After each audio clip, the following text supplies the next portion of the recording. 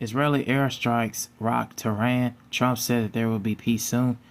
Residents of Tehran are rushing to evacuate as Israeli bombardment of Iranian capital intensifies.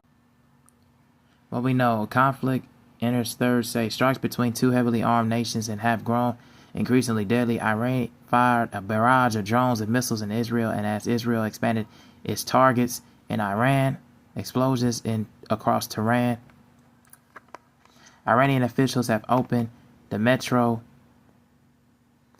a mosque, and schools in Tehran to provide shelter as Israeli military strikes targets across the capital. Israeli had earlier issued evacuation warnings for Tehran residents living near weapons production compounds. Missiles fall on Israel. Israelis once again spent the night in bomb shelters as Iranian missiles strike targets, including Tel Aviv and Haifa, and at least 13 people were killed, more than 370 injured.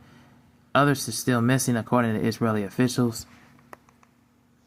And Israeli military targets have expanded to include oil depots, missile launchers, as well as more nuclear and defense infrastructure.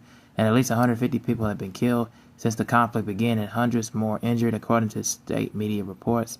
And President Donald Trump said the U.S. had nothing to do with Israel's overnight strikes, but warned Iran that he would deploy the full force of the military should Iran attack U.S. assets in the region.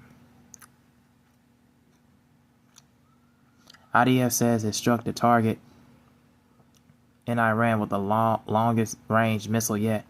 The IDF said in a statement that it had hit Iranian aircraft refueling in the eastern Iran, called it the longest range strike since the operation against Iranian regime began. According to the Israeli military, the Mashhad airport where the aircraft was struck is 2,300 kilometers, or about 1,429 miles away from Israel. Tehran news agency and Iranian news outlet reported that shells fell near the Shahid Hashemi Nejad airport in Mashhad, and there was no damage to the airport and runway, and it reported air defense were immediately activated.